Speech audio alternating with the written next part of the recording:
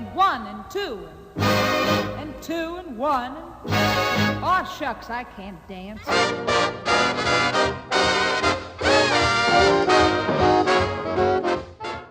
Hey everybody, welcome back to Up and Go with Muffins. My name is Daniel, and with me as always is my co-host Ethan. Welcome back, Ethan. Shabbat Shalom. We don't get to say that too much. No. It's Saturday, so yay. Oh, it is Saturday, right. Ethan takes every opportunity to properly use that term. Yep. And Isn't it? that lovely lad you heard was Luke, joining us again. Welcome back, Luke. Thank you. Happy to be here.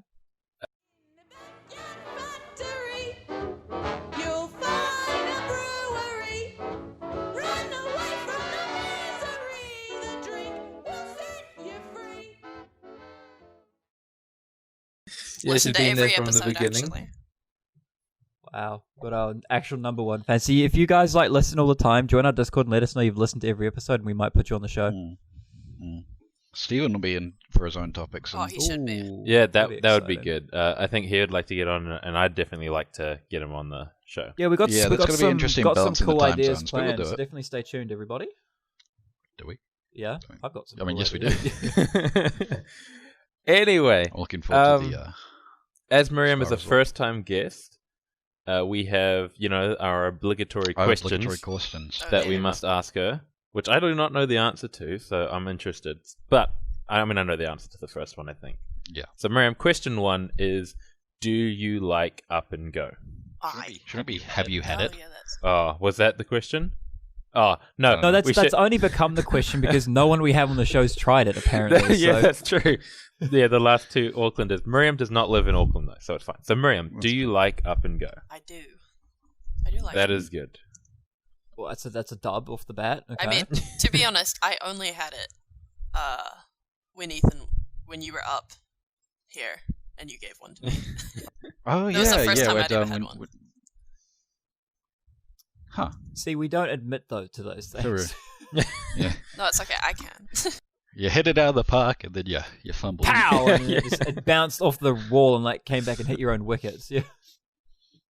Yeah, we pitched her the question. She hit it, but then the outfielder managed to catch it with one hand. Yeah, she hit it for 6, and she somehow still got caught out. Yeah. What's your favorite flavor? Honestly, vanilla, which is funny because I don't usually like vanilla. Yeah. I respect that. I like vanilla a lot. Vanilla's an underrated flavor. Vanilla is everyone's like, oh, it's so vanilla, and I'm like, I know.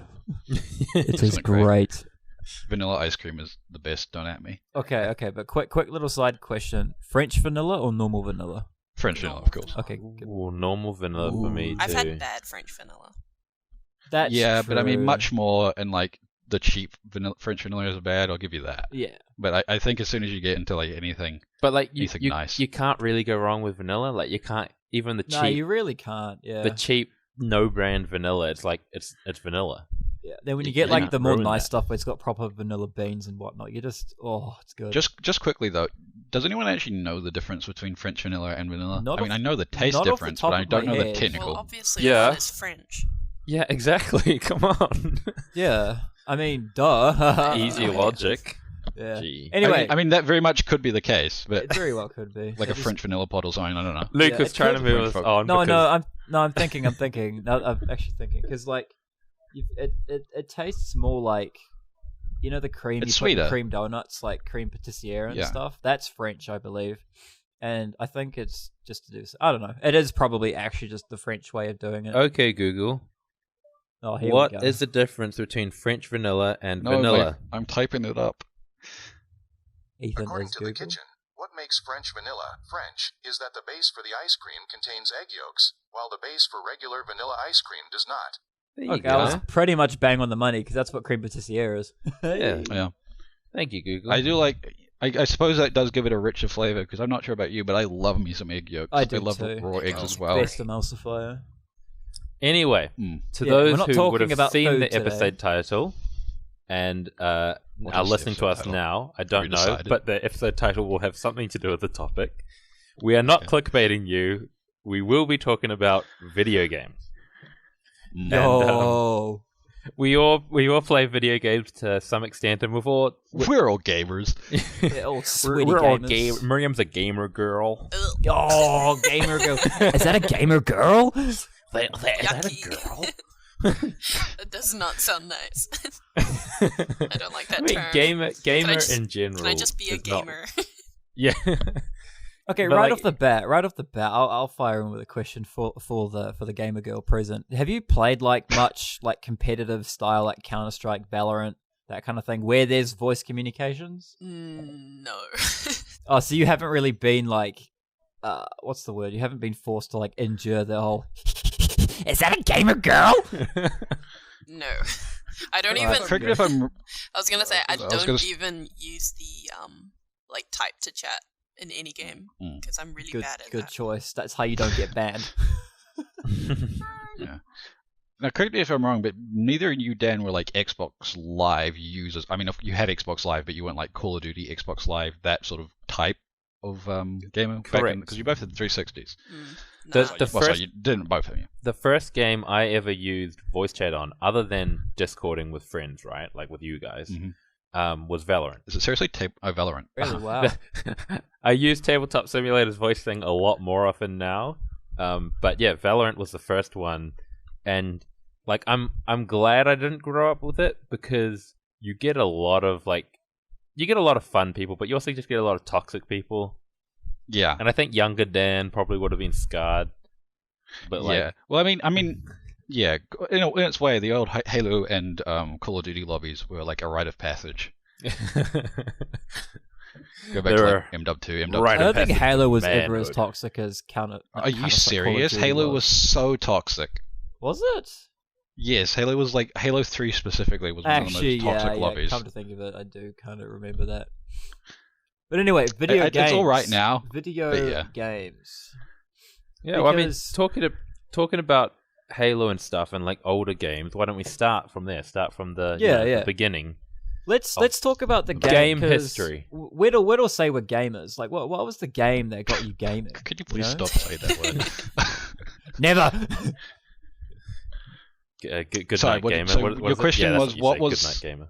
Yeah, what was the what was the game that got us hooked? Yeah, what do you think was your gateway game, if you will? Definitely the Crash Bandicoot, specifically Crash Bandicoot Twin Sanity. Yeah. And I suppose the Spyro games to an extent. I like them a lot, but I haven't played them in recent years. Actually, can I just ask a general question, sort of? Miriam, you say that you. Yeah, I'm going to do it anyway. You say that you don't really play much competitive stuff. You more play on the single player kind of side of games. We'll talk about what you play later. So us three, we play a bit of both, and we play a lot of comp stuff. So it'd be interesting to hear from the other side of the gaming world, the single player stuff. It's pretty past tense for me. I'm in Miriam's camp now more than anything. Actually, yeah, you're definitely more in Miriam's camp. It's me and Daniel, little sweaty, toxic gamers. Hey, okay, I'm the sweaty, toxic gamer. Okay, yeah, but anyway, sorry, Ethan, as you were. Here's a quick memory bit for Stephen. You remember that? I'm speaking directly to Stephen, so I hope you like me breaking the fourth wall. You remember that time how long it took us to convince Dan that meta exists? Yeah. Nah. Yeah. Nah. Yeah. Those were good old times. That was for those listening who are not Stephen. So with League of Legends, you have a meta, which means you just play certain champions. A, you play them in a certain way, and B, you play them in a certain role. It's the most effective tactic available. I was about to say that. Just say what meta actually is. It's most effective tactic available. Up until League of Legends, I had not played any competitive online games, and so I was like, well, why can't I just play what I want, where I want it, and how I want it? Why can't I do that? And Steven and I Ethan remember would this. pull their hair out at me, just no. Trying to teach this man the idea of cooperation towards a goal. Good times. But so you'd say your Crash Bandicoot? Spyro and Crash, Ethan kind of said, or kind of. Yeah. Well, I kind of grew up. I mean, it's kind of the same way for all of us, but we kind of grew up on the poorer side of things, and so I'm not sure about you guys, but I always had the last generation of consoles. What do you mean grew up on the poorer side? No, but So like when the PlayStation 2 was out, that's when I had my PlayStation 1 and everything, right? So especially because I mean I grew up in the 2000s, but all the games I had were from the 90s, and I played like your Crash Bandicoot, Spyros, Raymans, and stuff like that. And so it really was the way of like platformers in that generation. Yeah. And I believe you guys really, I mean, I don't want to steal your thunder, but it'll be sort of like RPGs for you guys on the other hand, though, right? I don't know. Well, just you go, Daniel. What about you? Okay, I'll Let's go. hear your side, yeah. And I'll guess Miriam's will be probably similar to mine and probably more accurate, so I'll change mine once she talks. But my earliest memories is kind of like Halo with you guys, and kind of Crash Bandicoot on the PlayStation, I think. So you're telling me I got you into gaming? Yeah, you would have been a big part of it, definitely. Yo, dude. Would that be right, Miriam? Would kind of be like Crash Bandicoot, those style games? I'd say into console gaming, that would probably be true. That is true. We had did a lot play of PC games. Yeah. Yeah. Did you guys ever have like an unnamed friend who had like all the latest stuff, and you would always go over to their house and there'd be like an office room where you could play things, or I don't know? Kinda. No, the only thing I could think close to that would be Luke. So. Right, yeah. I was that friend for Daniel, and then Luke and Jonathan. in my early that's days, true, it was Nathan for me. Yeah, I mean, me and Jonathan used to go play each other's games all the time. Crazy Frog Racing. Oh, what a throwback! I miss physical media. No, but you're right. So I had forgotten about PC gaming, just because the only PC gaming I do nowadays really is board games online or League of Legends. Like, very light, not sort of using it for gaming. Probably the Lego games then, right? That would have been what. Oh, what true. I forgot would about have been them. Maybe for you. Oh, what I is it for you remember. then? For me, it would be Age of Empires would have been one of the earlier ones for me. Yeah. Age of Empires was a bomb. Did you ever play Rise of Nations? No.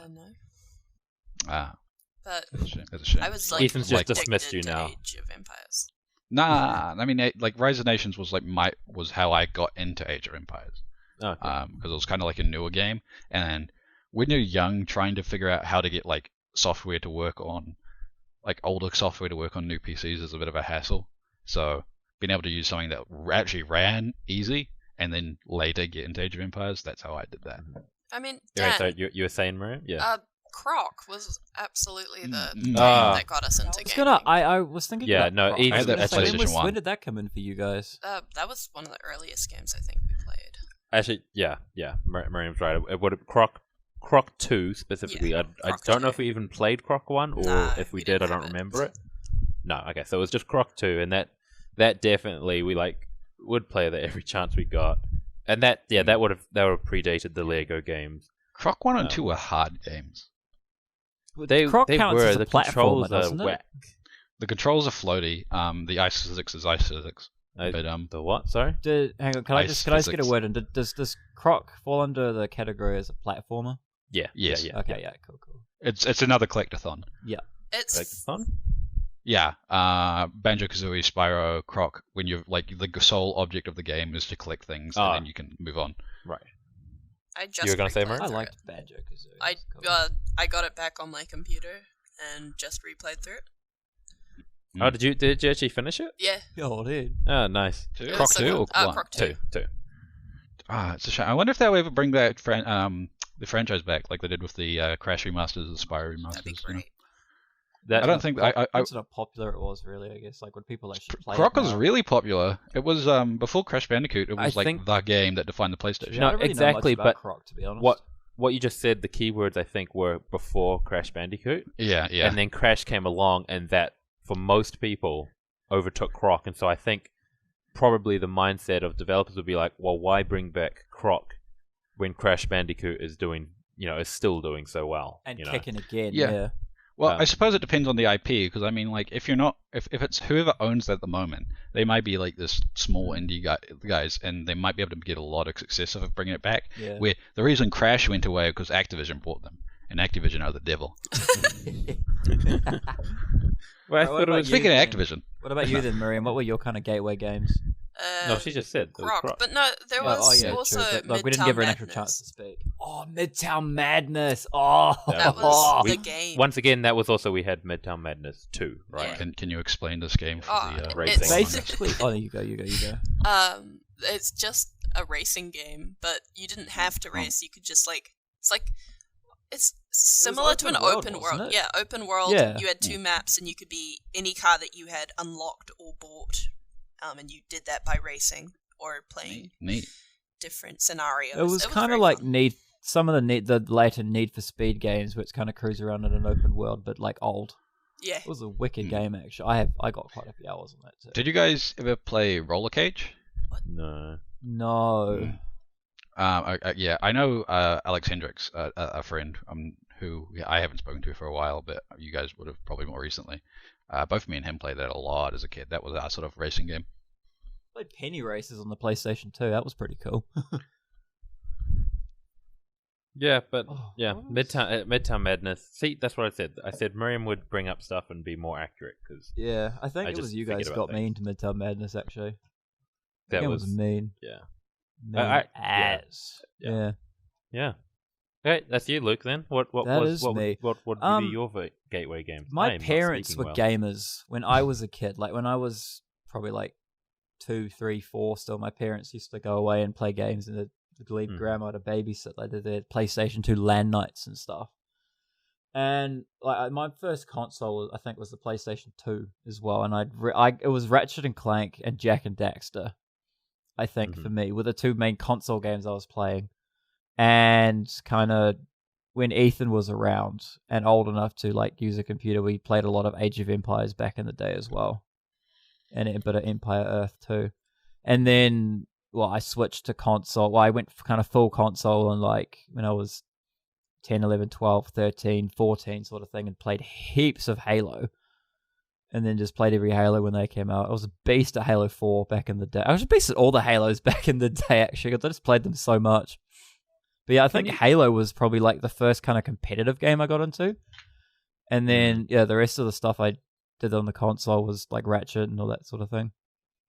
Yeah, Halo split screen. Oh, dude. Stop screen watching!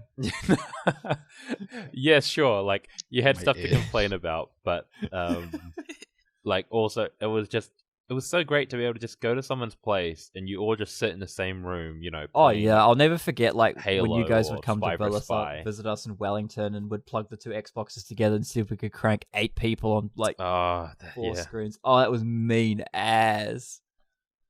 We're looking at each other going, up to stop screaming. Put them in different rooms so we're not all cheating, but it was good times.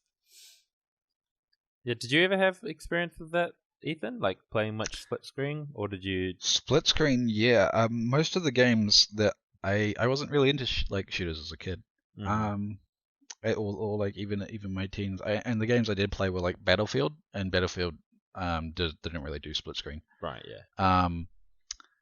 No, mine were closer to couch co-op games than split screen thing. You know, sort of think Little Big Planet. Or, Little Big Planet was banger. Yeah.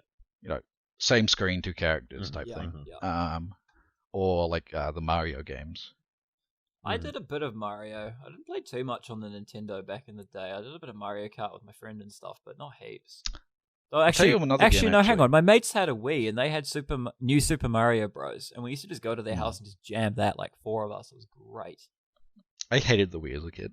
I did too. I thought you were poor if you had a Wii. You needed a PlayStation or an Xbox. You were poor if you had a Wii. Yeah. What did you?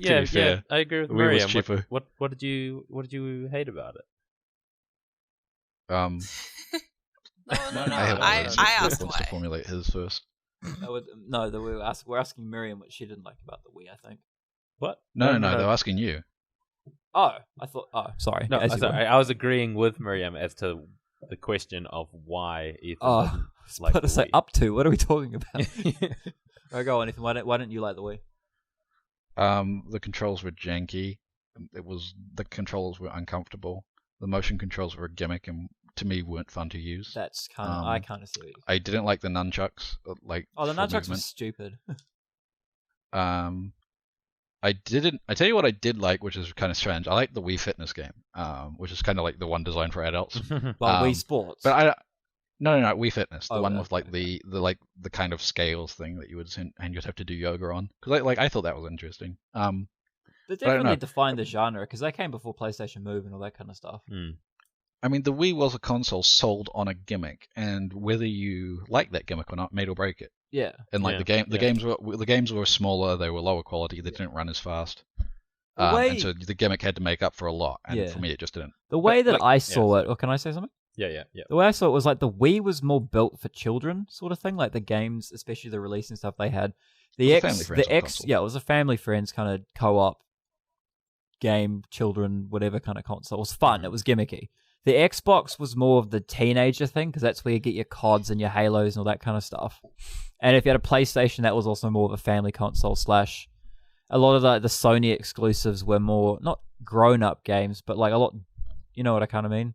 Like a game that an older person would enjoy more for like the age that we are now kind of thing. It was more for the where you had like it was different back in the day, like you had Ico and all that kind of stuff. But like your then day Dishonored's and the Order and all that kind of stuff, I think was more. So I saw the PlayStation as like the adult console, the Xbox was the teenager console, and the Wii was the gimmicky, family-friendly children kind of console. Yeah. Well, correct me if I'm wrong, Ethan, because you'll probably know more about this than I will.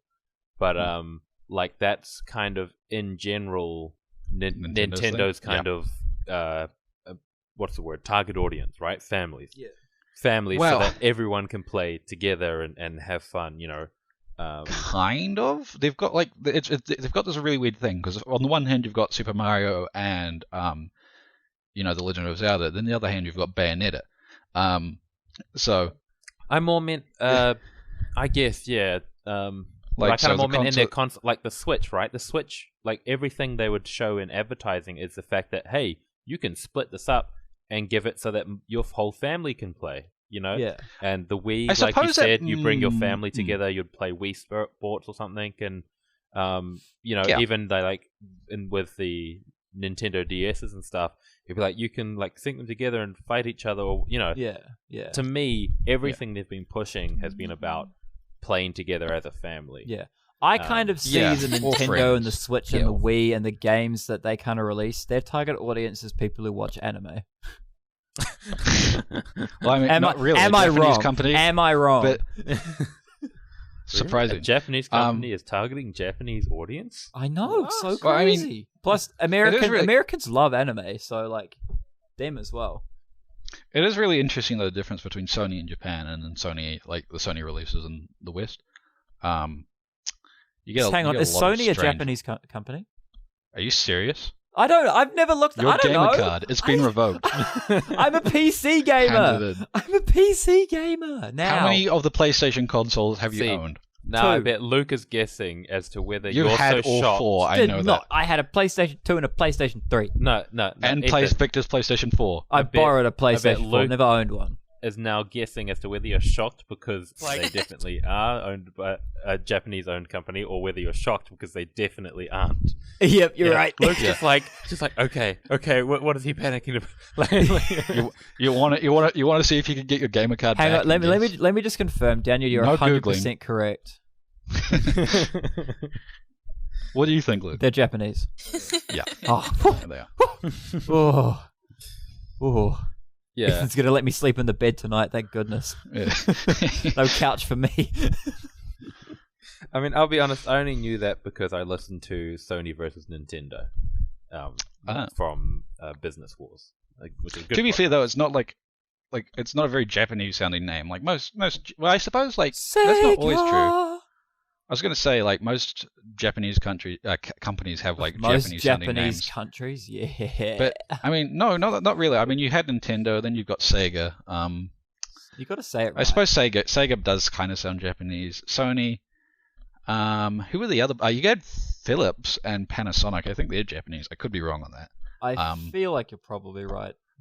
I feel like I'm really confident that Philips is. Panasonic, I could take it or leave it. Yeah. Because I know Philips and Nintendo Philips did is such a like American last name. Yeah. I am John. Yeah, Phillips. well, Philips. It might be, but I know that Philips did a. They they had a deal with Nintendo to make this thing called the CD Phillips thing. Yeah. And it was awful. And that's how the PlayStation came about. Actually, it is. Yeah. Sony and Nintendo had a deal, and Nintendo backed out of the deal and said we're doing something with Philips. Yep. And Sony was like, just striking up memories. See, now you get Luke's gamer card because you know things. Yeah. So do I have two gamer cards now? Yeah. I'll fight you. Now it's at your discretion when Luke gets his back. 1v1 me. Do you guys want to talk about kind of the games we're enjoying at the moment, / what we kind of been playing, and then we can talk about games we're looking forward to, and just talk about what's coming up. Let's hear from Miriam on that. Yeah. What have you been enjoying / playing in the last and going year up and to a half, Miriam 2 with years? the latest gaming news from her. Thanks, Daniel. Praying's a great idea, Luke. Honestly, I haven't had a lot of time to do a lot of gaming, but I guess if I'm not on my laptop because Dan's using it, then I will be playing Skyrim, as usual. Good game. But if I'm on my laptop, I generally am playing Dragon Age, which is a series that I really like. Have you picked up any games in the last 1 to 2 years that you'd not played before and you went, wow, that was actually really good? Like you played it through to completion or something? It's a good question. Dishonored 2? When did you pick that up? I picked that up I only ages recently ago. bought it this year. Okay. I played that ages ago. What was the last game you sat down, played through, and went, wow, that was really good? Wow. World of Warcraft? You're talking to Wow, someone really who plays the same games over and over again. That's true, but then, okay, so do you reckon it's still probably Skyrim you started a new character? To be honest, I did just start a new character on Have you played Xbox through One. as a mage in Skyrim? I tried. Oh, same. I gave that up real quick. I'm almost disappointed in myself at how I can't seem to do that. Yeah, gotcha. But honestly, probably Dragon Age was the last games that I picked up, because there's 3 of them, and there's 1 coming out, so... those were the last games I bought and then played, through. That's cool. Yeah. But, what about you, Daniel? What have you been playing / picked up something new in the last how long you really enjoyed? Well, for me, I just recently, as in yesterday, I just finished Dishonored 2. Oh, yeah. So, Miriam bought it, ages ago on Steam, but I didn't want to play it on Steam, so so I waited, and then it came on a really, all of the games came on a really good special on the Xbox One. You could have just plugged a controller in if that was the problem. I know, but... You're after your G I'm points. fussy. Okay. So, I got it. Dan only plays at 30 frames per second. Yeah. 60 frames. So I recently got that, and then I just finished it yesterday. Okay. And so that's what I've been enjoying lately. And it's I really like the Dishonored games, and Dishonored 2 does kick it up, in not only graphics but gameplay and I think story as well. Yeah, so they really turn it up to 11 compared to the first one, sort of thing. So that's good. And then before that was just Star Wars Jedi Fallen Order, which I had talked about on the podcast before. I'm pretty sure we've talked about that one. But that's great, because I got that one for my birthday from Miriam and Ethan. Yes, from me. Huh? I also remembered I played The Witness and finished that recently. Yeah. Yes, you did. That's right. Yeah, I know you have, Ethan. But did you get the environmental puzzles? I started and tried and couldn't be bothered. Have either of you so two, long. Daniel and Miriam, have either of you played The Witcher? The Witcher 3, more specifically. I know you have, Ethan. But that's why he specifically questioned. Yeah. To plug my boy, who I mentioned on the podcast, Joseph Anderson, who has just in the process of releasing a trilogy of reviews on it, which I believe currently totals 9 hours of video, and it's very good. I'm liking it a lot. Have you watched the Witcher series, the Netflix one? I have. I like it a lot. Have you seen it? Any of you two? No. Seen what? The Witcher? The Witcher on Netflix. No. I haven't seen it. Never played it either. Cool. Yeah. Okay, so neither. Yeah, I haven't played it either, but I feel like I need to eventually.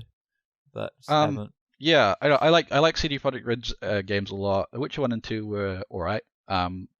They were janky, and they've definitely got the feeling of like a company trying to figure out what it wants to do. Yeah. And then they nailed it on the third one. Yeah, the third one. Like a lot of people think that because The Witcher is kind of a household name now. But it's really 3 that did that. Now the other 2 were popular. I mean, they're more popular. I think they did better than Dragon Age at the time. Yeah. Which is like, Dragon Age was the RPG at that time. Mm-hmm. But yeah, they're good. Let's knock out the rest of us of just what we're playing at the moment, because I've got some other stuff that's kind of along the lines of what's coming up / like franchises that I haven't touched that are quite popular, and talk about those. So who hasn't said? Is it you said? Ethan Miriam? hasn't, and you haven't. Look. Yeah, you want to go, Ethan? Kind of what you've been playing lately, what you play on, and kind of games you've enjoyed. You did Doom Eternal recently, didn't you? I suppose earlier this year when I had my PlayStation. The last 12 to 18 months. Yeah. What have you been doing? Oof. Doom Eternal is the obvious one that sticks out. I also played The Witcher 3. And those are Doom Eternal is probably my game of the year. I really like the Doom games a lot. It's also getting a DLC, which looks awesome. Yeah, I hadn't played that until you showed me it, and I think it is a game I definitely enjoy. But that's another thing, I haven't touched the Doom franchise. Doom is probably the best single-player shooter, in my opinion. That's what I want out of a shooter. If you want like the realistic sort of grungy storyline, then no. Yeah. Gotcha. I think for me, I know I've said it before on the podcast, but like the last game that I played this year, at least, that I really enjoyed was Far Cry 5. I love the Far Cry series, and I'm so stoked for number 6.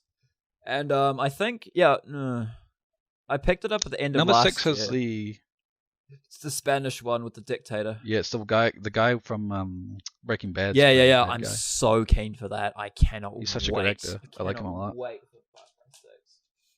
But yeah, I think that I played and I really enjoyed that. And then I bought it at the end of last year, but I only really played it this year. It was Just Cause 4. Dark Souls 3. Sorry. Oh yeah, Dark Souls 3. I've been playing a lot. I played a lot of Dark Souls 3 this year. Gotcha. But I sadly did not finish it before I sold my PlayStation. So the single player stuff that I've been doing, I did. I finished Just Cause 4, enjoyed that. Loved Far Cry 5, and I've also recently gotten back into Skyrim as well. Kind of the other single, and I'm always playing Grand Theft Auto Online, but then that's still kind of not really. GTA never did it for me, eh? I really liked the Grand Theft Auto 5 story. I played that a good while ago now. I've had the game for ages. But yeah, when I played that, I really enjoyed it. And I still play online actively. I couldn't get past the intro. It's kind of if you can't get past the intro, it's like not 40 for minutes. You. It's a long intro. Well, I couldn't get past the first 10 minutes. Yeah. I mean...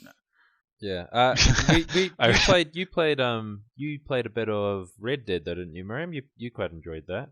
Oh yeah, which is essentially Red Dead 2 or Red Dead Redemption. Okay, Red Dead Redemption. I haven't actually touched Red Dead 2. Yeah, I did. I played Red Dead 2. It was good. Did you enjoy Red Dead, Miriam? I enjoyed it for the beginning, but there was a part where it switches to like. You go to Mexico. Yeah, I didn't like that. Yeah. There you go. Miriam, to all the listeners, it was said first on the podcast, Miriam hates Mexico. But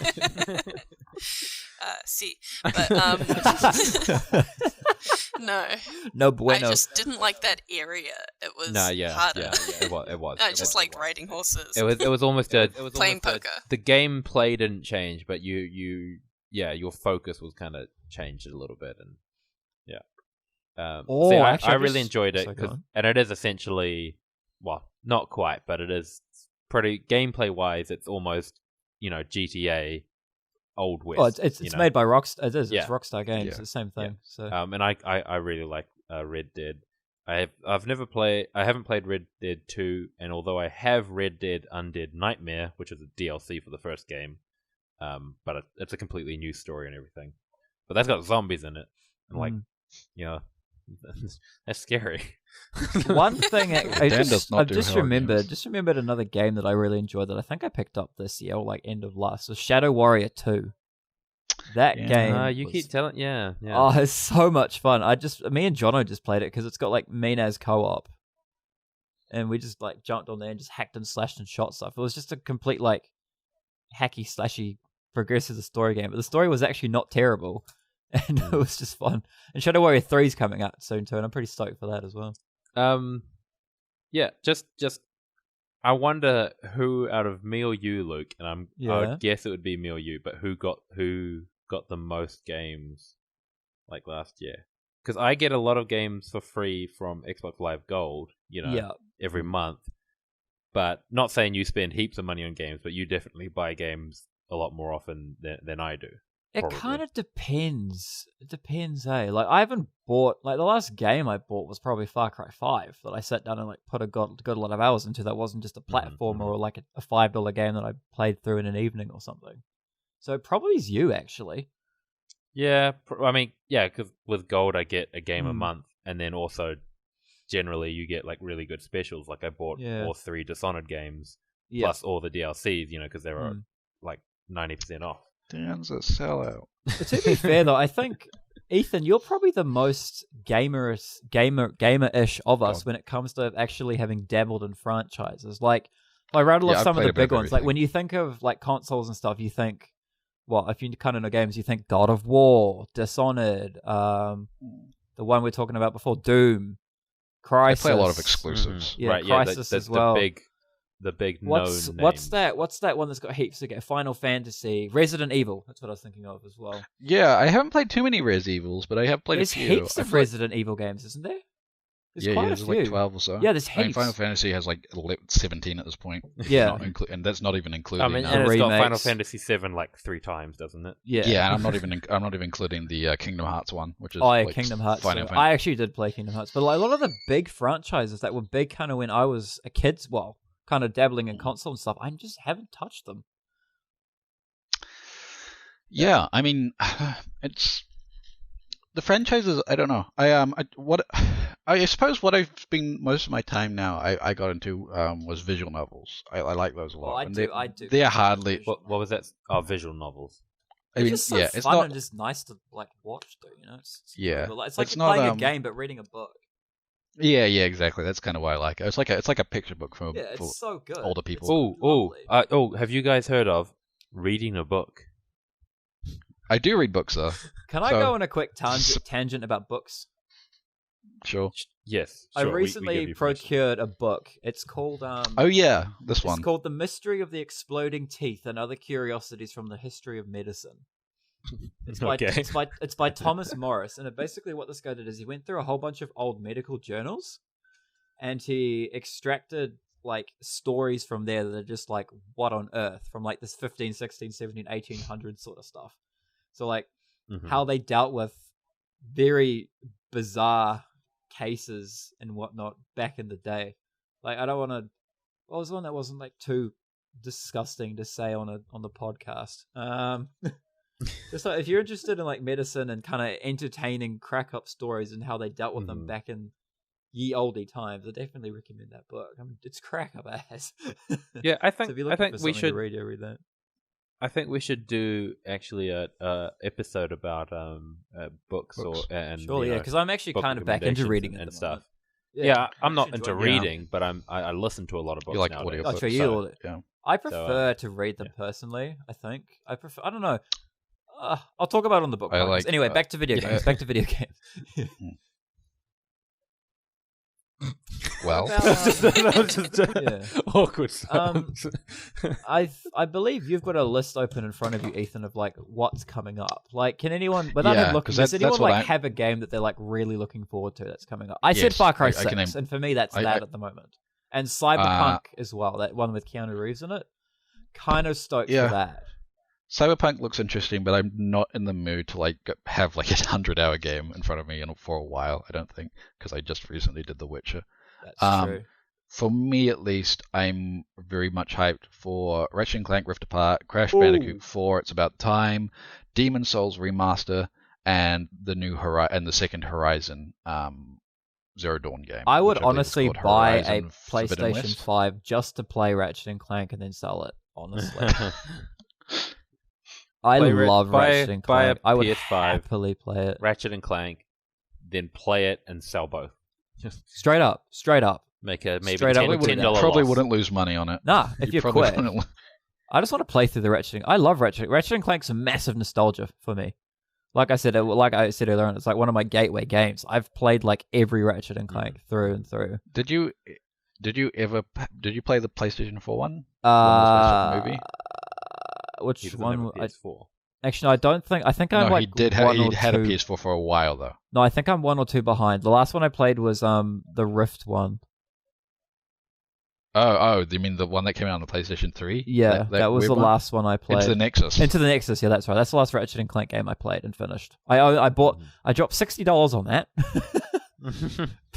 Played it through. It was like, that was mean. Got scammed. And then, I know. I bought it when it was like brand new still. It like just came out and I went and bought it. What about you, Miriam? Are there any Yep. video game releases that you know of that you're looking forward to? Dragon Age 4. I've been looking forward to that since I got into Dragon Age. Is Dragon Age is it an RPG style game, like open world? Or is it more like the Far Cry style of it's open world, but you do have a set storyline and there's set perks you can do? No, it's not. It's like The It's Witcher. not really open world. There are like areas that you can go in and do what you like, but there is a set storyline and you have to follow it. Mm-hmm. But it's like up there for my favorite games. Yeah. But yeah, there's Dragon Age 4 coming out, which is really cool. They just dropped. It's not really a trailer, but it's like the producers and directors talking about it and talking about what they're doing with it. So that I'm pretty excited for that. And I guess whenever Elder Scrolls 6 comes out. Yeah. Whenever that may be. We were actually me and Ethan were talking about that before you jumped on the call. And we're just talking about like what we can talk about, on the episode. And he was like, upcoming releases, I guess. Do you think Miriam would have any? I was like, well, there'll be Elder Scrolls 6. And he's like, do we have a date for announced? That? Or... Yeah, I was going to say, is it's been announced, just but rumored, or is I it do like not believe actually there's a date. Announced? It's probably announced, just like, but no date. So they're definitely making Elder Scrolls 6, and it's definitely in the works. Okay. Because I remember years and years ago, we were still talking about Elder Scrolls 6. It was going to be like Argonian or something. Especially after Fallout 76. Elder Scrolls is their like I baby, never right? played. Yeah. Because it's Beth Sheeter, right? Do they make the Fallout games? They do, right? Yeah. How did what? No, did you say Beth Sheeter? No, Bethesda. Okay, look, I can't read. Okay. What Bethesda? Did you say Nazareth? In Bethesda. Okay, no, stop. This is not going to be another Let's Bully Luke episode, all right? It just works. I never play. I own Fallout 4. I own like the Game of the Year edition. I paid like $20 for it because I got it cheap. I was like, I'll play this one day. And I never played it. I got it on a fat special. It was like a people didn't like Fallout 4, which is strange. No, I think you're wrong. I think people either really liked it or they didn't like it. Well, here's the number of Fallout 4. No, I am thinking of Fallout 4. For everyone, most people definitely hated Fallout 76. And I mean, I'm probably wrong to say that most people didn't like Fallout 4, but there was a significant amount of people who didn't like Fallout 4. Yeah, 7 out of 10. I think it was a mostly liked game. Like it had like 100,000 likes and then like the 10K dislikes. Good game. It just has its like some flaws which are quite irritating. Therein lies a problem. It's a good game, but it's not a very good Fallout game. And because you two have never played the older Fallouts, have you? Yeah, no, we haven't. I have played like the intro of Fallout New Vegas.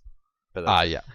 And that's the demo was free on Xbox 360, and I used to download like all the demos I could that looked cool, and I'll just it would be like a half an hour demo. I was like, oh, that's so cool, and I'll play it again. Just yeah. Have you, did it? No, none of you guys would have get to play it. But are you any guys familiar with the PT Silence demo? I'm gonna say no. That was a Kojima game that was made by Hideo Kojima. It was released onto the PlayStation Store and then deleted, and became so. The project was eventually cancelled, and so any PlayStation with like the demo on it was instantly valued up to like $3,000. Really? Because people wanted to. And my friend had it on his, and I got to play it. and it was really cool. It was really interesting. It's such a shame that game got cancelled. It was a horror game, so that explains why neither of you have played it. But plus it was very interesting. We didn't have PlayStation. So. I had a game. I had a game on the PlayStation 3 that was called Margin and the Forsaken Kingdom.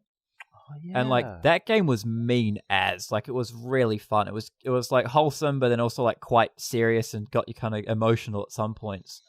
And the way it ends. I mean, I don't really care if I spoil it. Like, who's going to be playing that now?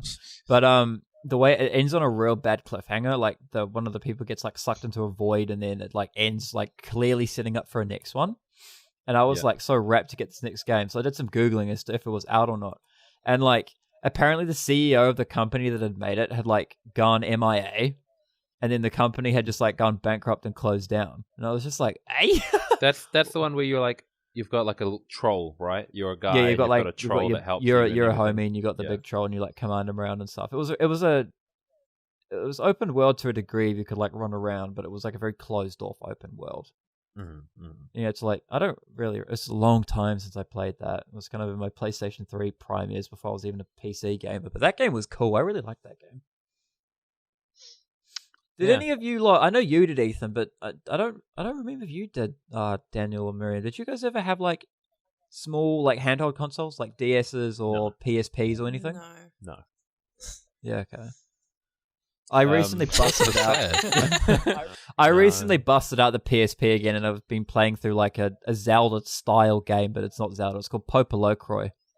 Is this a rich person joke? I'm too poor to understand. Potentially, I don't know. But yeah, I will stand by this forever. I still think that older games are better than newer games. What do you mean by better? Like not better, but okay, let me be more specific. For couch time games, like you got a mate over and you want to play some games, right? I still think that the older games will always be better than the new ones. Oh yeah, of course. They're not designed for that anymore. I know, which sucks.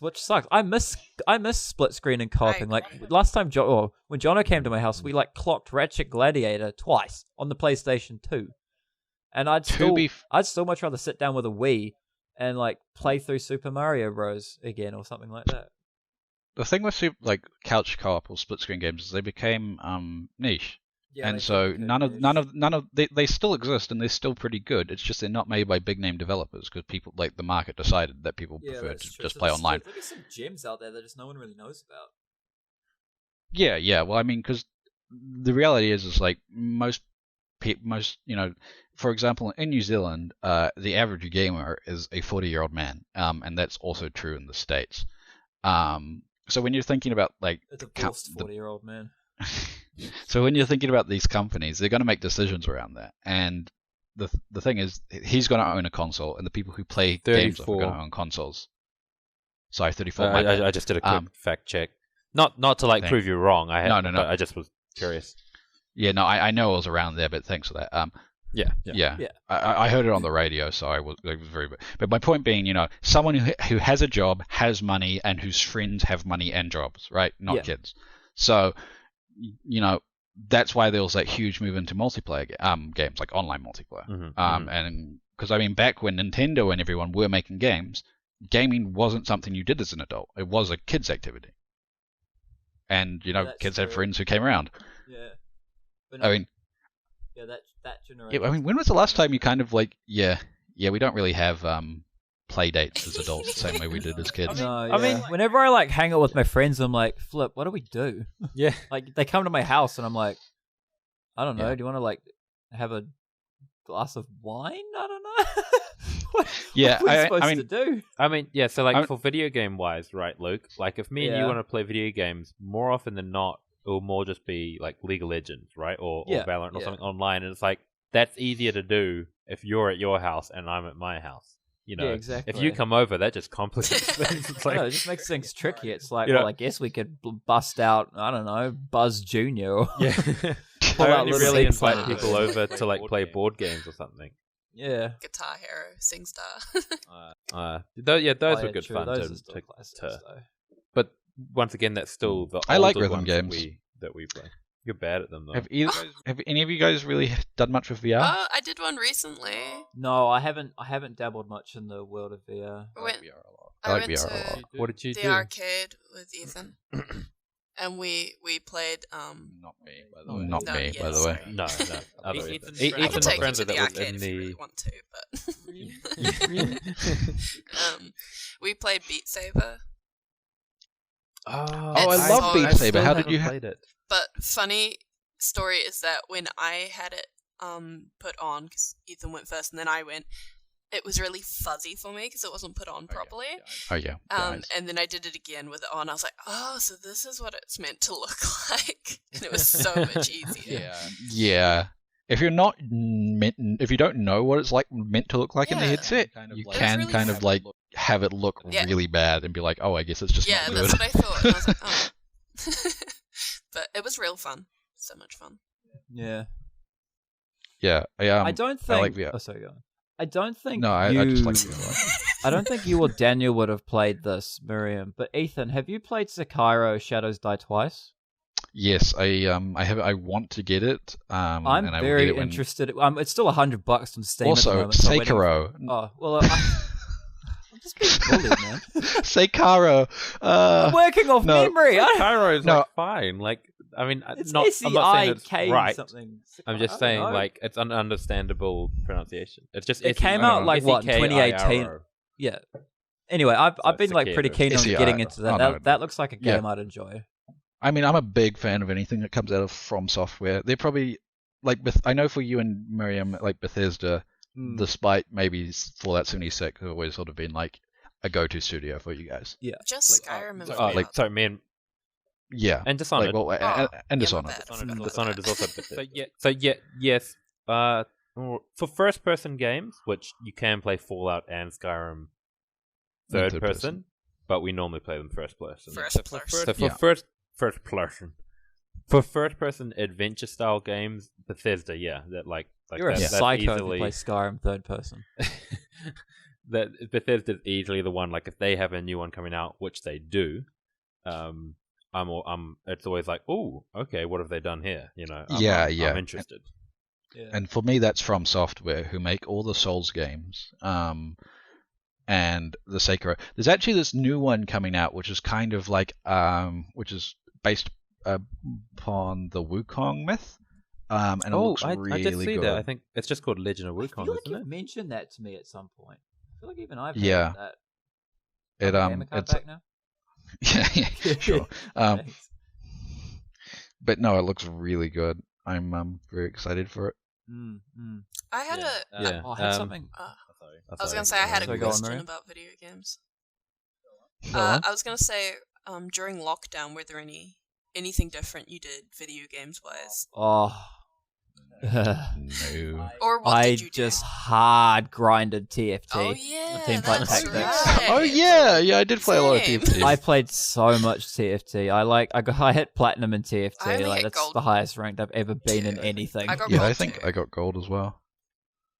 I did not play TFT. I like TFT. I got super invested in TFT. If anyone listening plays TFT, yes, I was a dirty mech infiltrator player. I'm sorry, but it was fun. Like the Galaxies one. I enjoyed it. I'm waiting for it to finish. Yeah, I got hard addicted to TFT. Yeah, lockdown in particular, I played it like every day. I played. We were talking about just before Star Wars Jedi Fallen Order. Because I was going to say you got that around lockdown time, didn't you? Yeah, I think I got it during lockdown. No, I ordered. I think it during lockdown because I ordered it on your birthday. Yeah, it would have been. Oh, actually, come to think of it, I turned my computer into a PlayStation 2 emulator around that time as well. So I played through a bunch of old PlayStation 2 games that I'd missed. Like I re-went through Sly Raccoon. I beat Dark Chronicle 2. And something else, I forgot. But yeah, I played like just a bunch of old classics that I'd grown up playing that I wanted to play again on like 60 frames now. And, well, not 60 frames. Well, the PlayStation 2 actually ran at 60 frames. Yeah, okay, it would have been 60 frames then, yeah. But yeah, I just played them. It was cracker, but it always made me laugh when like someone would be like playing old PlayStation 2 games, but I'm playing on my computer with an Xbox One controller. Yeah. It was sick, actually. Yeah. Was it just jumping back, Wait, did you? Sorry, were you playing anything during lockdown, Ethan? The Witcher was what I played during lockdown. Oh, right. And that, and I suppose Doom Eternal. You got Doom right around there, didn't you too? Because you were at home when you played that. Yeah, well, because since university didn't stop over lockdown, I kind of you kind of just didn't get my I didn't really get my break. So. Mm-hmm. Stinky. I'm just looking through Bethesda's catalog at the moment. I didn't realize they did the Doom games. Yeah, well, okay. id Software does take his gamer card. Doom, but Bethesda have a publish. Right. Yeah. Them. So Bethesda's kind of like EA in that sense, where because it's hard because you don't say EA develops Battlefield, but in the case of Bethesda actually makes the Skyrim games. No, you'd say. I thought we boycotted EA because they ruined Battlefield. Is that something that happened? Yeah. So id Software makes Doom. It's just Bethesda published them. Mm-hmm. Right. I believe. You're probably right. I don't know. I definitely know that id Software is the developer. I'm just not 100% on the relationship between id and Bethesda. Mm-hmm. Yeah. But I'm pretty sure. But it doesn't matter. I just didn't realize they were even a part of it. Yeah. I hadn't. No. Doom's awesome, and Quake for that matter. I think. Well, no. Again, that's id doing Quake, but also Bethesda. When Quake was one of. Huh? They said that Bethesda publishes Quake as well. Yeah. The old ones? Yeah. I'm pretty sure the old ones were only by id, and then they were later acquired. But I don't know. Well, yeah. But I'm just meaning they're on the Bethesda catalog. Oh, yeah, because Bethesda now owns them. Yeah. Does Bethesda just own id Software, maybe? It might be a subsidiary, I'm not sure. Yeah. Anyway. Yeah, on kind of a different note of the whole video game thing, one thing about upcoming releases. Oh, can I just get a word in? Mine's quick. Yeah, sure. Fine. Yeah. I was just going to say, one thing I am excited for is Unreal 5, the new engine that's coming out. Yeah, because that's going to make games so pretty. Plus, especially, it's made me even more excited because, I mean, my computer currently has an old graphics card. It does the job, but it's old. And I've been looking at upgrading. But now with NVIDIA has just released their next, the 30 series for their graphics cards, and they're going to be surprisingly cheap, mainly to really kind of kick AMD on the bum and be like, hey, we're going to sell more. But what that's going to do is that the new top-of-the-line stuff is like exponentially better than the current one, like the 2080 Titan. It's also exponentially more expensive. No, the new ones are going to be retailing for about 900 to 1,000 NZ dollars. Sorry, we're talking. What are we talking about? The next gen graphics cards. The 30 series. Graphics cards. Yeah. Get real, dude. The 390 was coming out. The 390 is going to be ridiculously expensive, but the 3080 and the 3070. Yeah, the budget cards are budget. Yeah, but I mean, the budget cards are still them. exponentially better than the current 20 series. Which means that the 20 series they're better than the budget cards, but they're always better than the budget cards. It matters they're not that much better than the top ones. The main that's not game. What they're saying. That's not what's been theorized. Either way, my point is that the 2080 and the 2070 and the 2060 are suddenly going to become a lot cheaper, which means heck yes for me. I'm actually going to be using Unreal 5 engine. So I'm pretty stoked. I'm pretty stoked for that. Just wait until the miners get their filthy hands on them. Oh, yeah. God. It's going to suck. But yes, anyway, Daniel, you wanted to say something. Oh, well, I was just going to jump back to upcoming releases. And before that, I'm just going to jump in. ZeniMax owns both Bethesda and id Software. So the parent company owns both of them, their sister companies. Yeah. Right, okay, that makes sense. And yeah, you're right, id Software developed Wolfenstein, Doom, and Quake. All three of them. Do they make the sniper games, like Sniper V whatever? Is that them as well? No, I don't believe that's id. I think that's someone else. I have Sniper Elite V4, but I didn't really play it. Anyway. Yeah, what were you saying? Sorry. Yeah, upcoming games. There's not really any upcoming games that I'm like probably going to buy other than Lego Star Wars Skywalker Saga, which I've already pre-ordered. Yes. Big hype. I forgot to mention how big of a part Lego Star Wars was for me as a child, actually. Yeah. I'm really looking forward to that because I never got to play the Lego Star Wars game. Oh, Those were the brother. best. Up Okay, to now your it's time life. to take away Ethan. Yeah, now it's time to get my gamer card. Yeah, your gamer card That's just a got Lego card. redacted. Not even revoked. We just like tore it up. You can't get it. Yeah. back. I did have to play Lego Indiana Jones. And, Okay, no. what was the We other one? we can't rip it up if you played Indiana Jones. That was a Yeah, we classic. take it away, but like it's. Did We'll you guys give ever you- play Lego Indiana Jones 2? That was like a really obscure one. No, I didn't actually touch that. Like, one. it was 'Cause really hard that to was get your just hands on that Kingdom of the game. Crystal Skull, wasn't it? Yeah. Well, it's like Lego Star Wars Clone Wars. That was exists. based off the Clone Wars movie. That's like no one remembers that game. I didn't It's even know hard that to was a get it. thing. Yeah, but Wait. it does exist. And The Clone I Wars have was popping. What do you mean? I have That would've been hopes epic. that the Skywalker saga will have like DLC levels for the Mandalorian and the Clone Wars. Ooh, And maybe even yes. Rebels as well. I think that would be cool, or at least DLC characters, right? Star Wars Like, is just the best. Like, It's EA who publishes the Star Wars games, right? Yes, and Good luck. They're gonna be a Isn't there standalone. any And Battlefront? TT. No. I think I'm talking out my bum. Is it Telltale who develops them? No, Or not they used to? Telltale. TT. They're literally Oh, called TT. TT games. Oh, yeah. I remember Oh, that okay. so well. Yeah, The logo would like be the blue Well, sea like the leading owl. onto So the nostalgic. falling. I always assumed that was Telltale. Oh. No, Wait, no, no. Telltale went out of business, didn't they? Telltale make the sort of like the Wolf Among Us They and the they Walking make the Dead type games. Telltale games, like yeah. If you know the Was Telltale that what games, they you were know- called? Yeah, Yeah. it would be called. Anyway, they went the bankrupt. Telltale game. Oh, okay. I didn't know that's what it was called. But they went bankrupt, so You went back. that sucks. Okay, that's epic. Anyway, Anyway, If I can upcoming still releases then. like there's a lot coming out that I'm like probably not going to buy, but I think are cool. There's Oh yeah, name them all. the new. Oh, you like space? Name more space. Name all of space. There's the new Avengers game, which actually I think just came out. Yes, September 4th it was released. So, yeah, I believe so that's that today. just came out. No, tomorrow. Yesterday. And I think that looks really cool, but like I'm probably not going to buy it unless it comes on a really good special. Oh, actually, one that I possibly am going to buy, but it doesn't have a release date yet, and that's Skate 4. Ooh, yeah. Oh, is I that never announced? played the Skate That- set. that Yeah, Skate 4 it's got been announced. officially announced. Although Tony Hawk Pro Skater 2 just came out, Tony didn't Hawk it? No, that's getting remade. It's getting a re-release. I think it did. I think it's out. It might Yeah, be I out. thought I just saw a release the other day. You know why I think I'm so behind on like gaming news? Because You don't E3 don't didn't use no, Facebook. because E3 didn't happen this year. Generally, when I find out about new games and stuff, because I don't. It's because E3. Yeah, I didn't suppose happen. all the companies ran their own events separately Yeah, instead of like rather having than, this and I one. didn't go deliberately looking. I kind of just saw the odd article that said blah blah blah, which I kind of skim read. But normally I would like read There's E3 stuff and then hear everything that what happened in one place.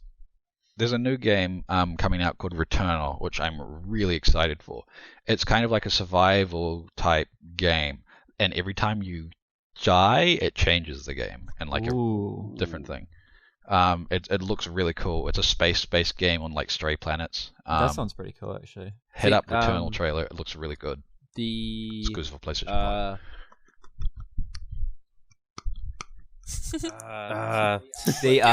What are the Middle Earth Assassin's Creed style? Shadow games? of War. Shadow of War, Shadow of Mordor, Shadow of War. Yeah.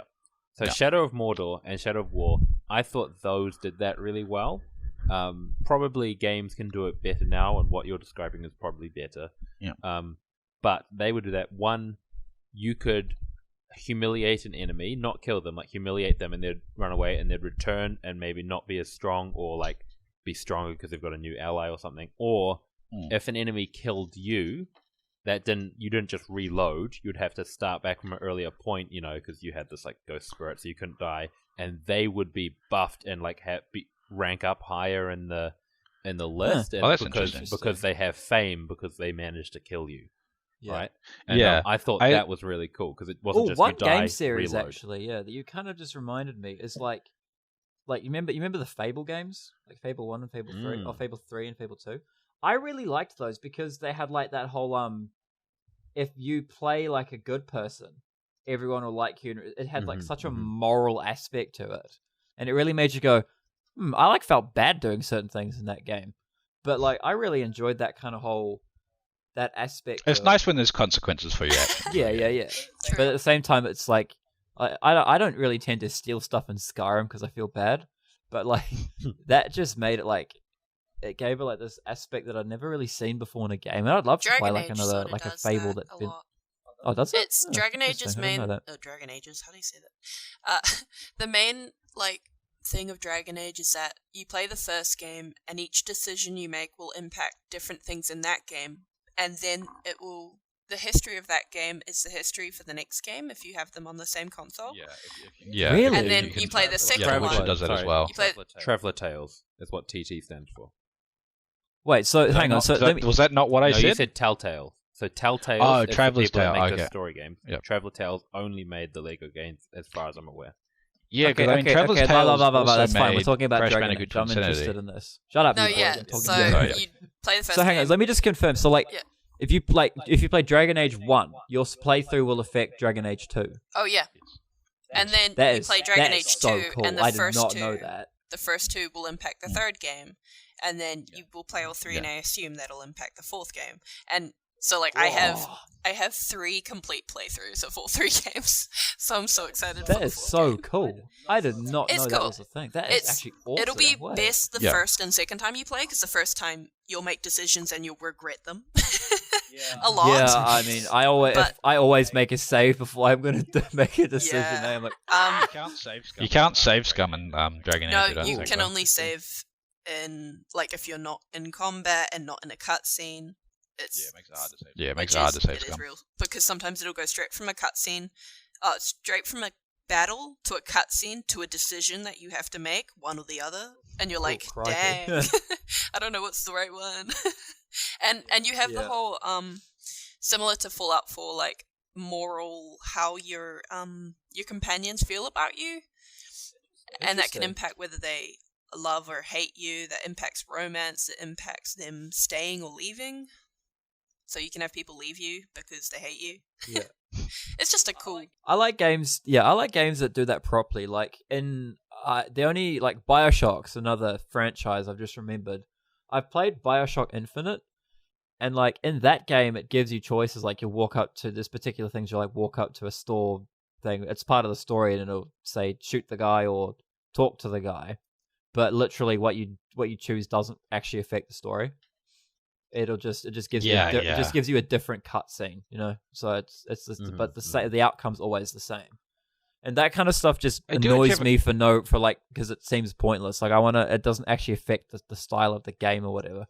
And like the one thing that's always annoyed me about Skyrim is like when you finish kind of the Imperial / Stormcloak quest, Imperial Forever, but still, I kind of wish that the game changed in the sense of that people knew that the war was over, because they still always talk about the war, and you can still ask about the war, and people still talk about Ulfric Stormcloak and da-da-da, but he's dead.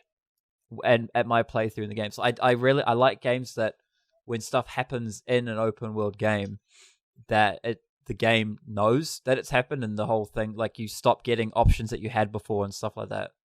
Which is one thing that's always, it's just like cheese me off a little bit in Skyrim, that like everyone still talks about the war, and that's, you know what I mean? Yeah, like, that Skyrim me a little bit. tried to do it. Like you can talk to townspeople if their town has changed from one to the other. So if it was a Stormcloak town, I always say the wrong one. And then goes to Imperial, you can ask them, hey, how's it like living under Imperial rule now? But not everyone has it. Most people just still have the generic lines that they say. So you're right. It's pretty, like, things don't tend to change the rest of the game. Yeah, it's fine, but from like a continuity point of view, I do wish that it had that was more you know what I mean. You know what I'm trying to say. I mean, also you can just be in the Dark Brotherhood and also be in the Imperial Army, and like also part of the Thieves Guild and the Mage. Like you can be everything, which is great, and also sort of doesn't make sense, but yeah. It means you don't have to make any choices other than Stormcloak or Imperial, which is the clear choice of Stormcloak. That was the thing. It's a fun. Skyrim's great, but I do prefer games where nothing changes or everything changes. You know what I mean? Yeah, I've got. So another release I'm looking forward to. No, I'll just quick fire through some like just there's Star Wars Squadrons, which is just a fighter game. Like no fighter as in although you've just reminded me that at some point there is a Mortal Kombat style League of Legends game coming out, and I am interested in that. I forgot. No, fighter is in like what do you call it? Like pilot type simulator. You play as pilots, first person, and you got to fly down, shoot people. That looks pretty good. And I've completely mind blanked now since you reminded me about the League of Legends one. The audacity. Yeah, thank you. Insubordination. Clearly the Sanitarian Up and Go video game. I'm interested in that. Are you memeing? Sponsors will make it happen. Oh, fantastic. Like, I was going to say, no, I wouldn't surprise you. What do you mean is he memeing? How would they even make that work? Listen, KFC released a dating simulator. Yeah, Wendy's released... Yeah, I'll give you that. They made. Did they make a board go game? Away. Did they make a board game? Yeah, get off out of here, Ethan. I'm not wrong. Yeah, fair enough. Exactly the kind of thing Sanitarian would do. Website or something. I would play that. No, but like a real one.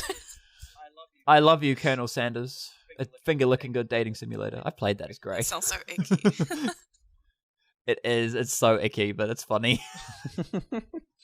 And it's official KFC as well. You're very make it cringe, worse. Luke. Have you ever been told that? I have been told I am extremely cringe, and I wear that badge with shame and I pride. feel like the only cringe-worthy game I play is Sims 4. Ooh, I own it, but I've never actually opened it. I play it because I come home from studying and I just don't feel like doing anything. You feel like killing some Sims. Well, no. I can't do that. I don't know, I feel like Sims is the kind of game I'd like build a fat house and roleplay with my friends, or I'd just build like a torture chamber and punish them all. I love building houses, though. It's fun.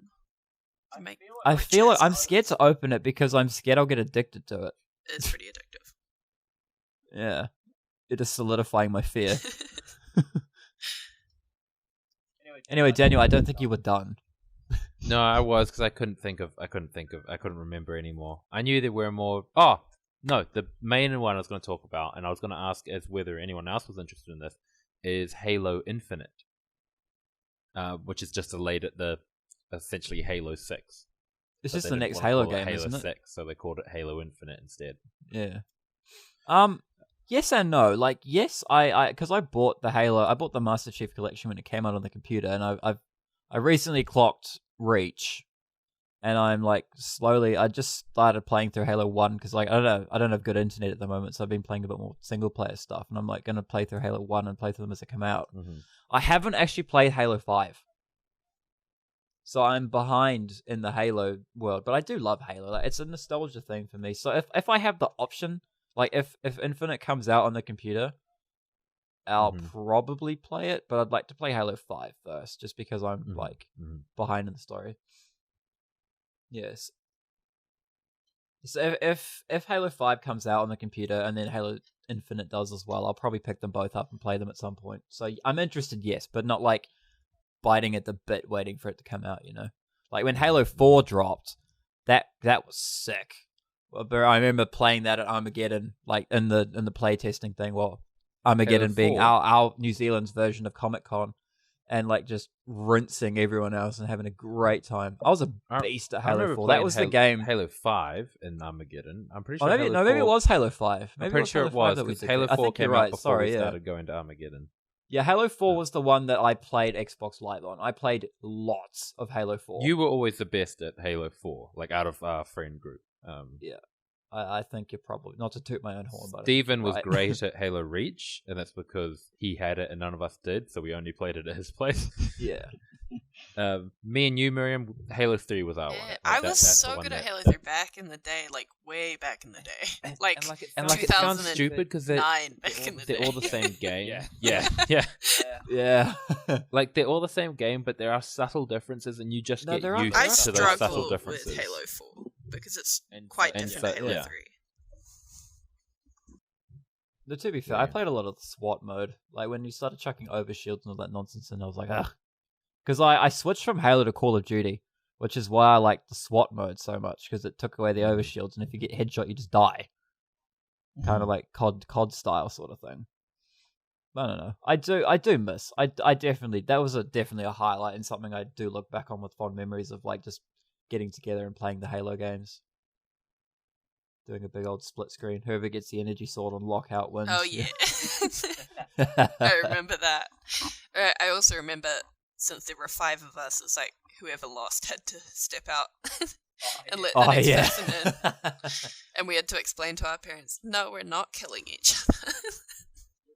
There's no blood, Mum. It's fine. Yeah. We respawn. Doesn't count. Yeah. But yeah. Are you interested at all in the new Video Halo? games Or not really? make children violent, and they should all be banned. It's interesting. A lot of people are complaining about it. On the joke that I just made. That it looks like trash or a game that... Yeah, from what I saw, so I watched the... We're talking about Halo Infinite, correct? Yeah. I watched the trailer, and I thought, oh, I'm not sure what I feel about those graphics. And then in the YouTube recommended was the gameplay demo, like a 20-minute gameplay demo. And I clicked on that, and instantly I was like, whoa, that's like so much better. To me, it looked amazing, the gameplay demo. The graphics just looked great. And so I don't know what was wrong with the trailer, but then after that, yes, I saw articles of people complaining about the graphics and not EA, who does Banshee? Who does Halo?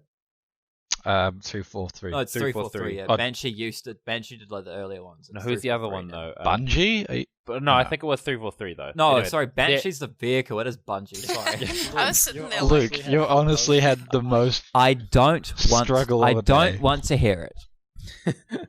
Anyway, the articles would have 343's response saying the trailer was a very early make of something, release, and yeah.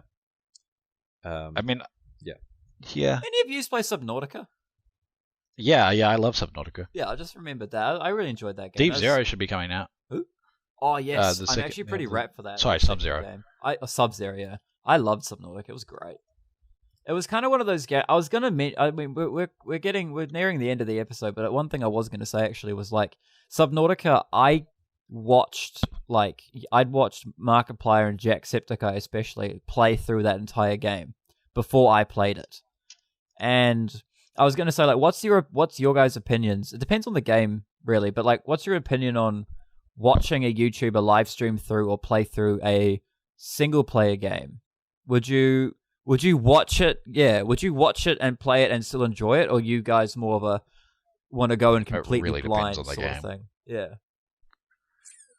Because, like, for me, Subnautica, I found Subnautica a lot more enjoyable that I already kind of knew a lot of the stuff about it. Like, I kind of knew what my general goal was, the stuff that I needed to get, and then kind of the story. So then when I got to experience it for myself, I knew that, oh, here comes the bit where this is going to happen, and I was, like, hyped for that. So I like that sort of thing. But then there are also particular times where I'm like, I don't want to know anything. So it is interesting because there has been a study done showing that on average, people who enjoy things that are spoiled for them more, like when it comes to TV shows, movies, and games. Wait, did you tell us that, or did I read that somewhere? I have Miriam, mentioned it before. you listen to the podcast more than I do. Did he mention that on the previous episode? I don't think I don't think he's. I don't remember ever talking about that. Maybe I read it. I have mentioned it before, but not on the podcast. Conversation. Yeah. Yeah. Okay. Well, in that case, I've heard it from a semi-reliable source. I think if it's like a Marvel movie or something, I don't want to know jack. Or something like a franchise I've been following for a while or something that I'm well invested in, I don't want any spoilers. But if it's like something I've not heard of before, like Subnautica, like I just saw that they were playing this game, so I watched it and I was like, yo, this looks sick. So I watched through the whole thing and then was like super keen to play it myself and experience it for myself. But then, I think it just really depends, eh? It depends so much on the game that the question in itself is kind of... Well, actually, no, because here's something, like, with the Hunger Games movies, for example, the first movie came out, and I was like, well, I want to know what happens, so I read the books, and then when I watched the movies, I was hyped for the movies, because I knew what was going to happen, and I was excited to see it on the screen, whereas I think think I don't know if this was exactly what happened with you, Miriam, but you didn't read the books because you wanted to watch the movies and go in more blind for the movies, eh? It was more that I hadn't even heard of the books, and so I wanted to watch the movies so badly. And then once I'd watched the first movie, I didn't want to read all the books and then watch the next movies. I wanted to wait till all the movies were out, which I'm sort of glad I did. I was the complete opposite. I wanted to read the books, find out what happens, and then most people were telling when me I knew what was going to happen, I was like, sick. I'm actually stoked for these next movies now. I mean, it's a pretty good book to movie series, really. It's very good. There's a few things I could complain about, but we'll talk about that in the book episode coming soon. That's a good point, though. Have you guys, other than like the Lego games, right? Other than Lego games, I haven't read the Lego books. No. Other than arcadey platformer type stuff, have you guys played any movie video games? Like, as in, you used to get the game that was literally the game of the movie. Yeah. I can't think of any, but I may have. We had a Narnian one. I don't know if you remember it, Dan. Actually, I can think of 3. I suppose I've played like Shadow of Mordor and stuff. No, those are like in the universe. They're set in the universe. So it's not you mean like literally based on Miriam, I can think of 3 actually. Yes. The Narnian one was like basically you played the characters. Of course, there was The Incredibles. That was the best game ever as a kid. Oh, and then there was a Garfield one that we had, which was a lot of fun. It was Garfield. No, that was just the website. No, like haunted. The haunted house. No, we hadn't. We had the actual Garfield 2 game. Oh. I played some Scooby-Doo games. I was going to say, Miriam, Finding Nemo. Oh yeah, I forgot about that one. Oh yeah, that game was so hard. That game was ridiculously hard back in the day. It was. So was Incredibles. So actually, I'm gonna take back the whole rant I was going to give, which was I was going to say, like, anytime I've seen like a movie to game thing, it looks trash. But the other way around, that does look trash. They're still pretty trash. There's been very few good video game movies. I've played the Iron Man video game, which is like just no one knows about it because it was fun to fly around, but there wasn't any there wasn't any free world, so you're only flying around for the missions and everything, and you're constricted, and it wasn't that great. But yeah, the Incredibles and Finding Nemo were fun, and I slightly remember the Narnia one. It was. I think I played a lot more than you. But yeah, that was fun. I enjoyed that. So thank you, Miriam, for joining us on the podcast. You're welcome. It was fun. And you guys, if you want to contact us or talk to us or whatever, you should jump on our Discord. Links in the description. Yep, it'll all be in the description below. You can find us on YouTube at Up and Go W Muffins Podcast. You can email us at upngow. No. It's in the description. Also, if you haven't checked it out, check out Cupcakes episode we just did.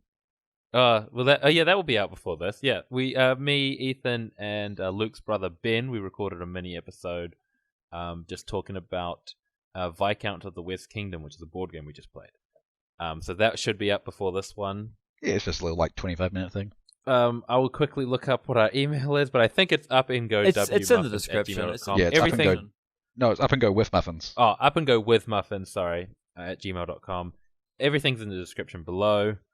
And until next time, which we will be talking about board games. So we kind of wanted to do a semi two-parter again.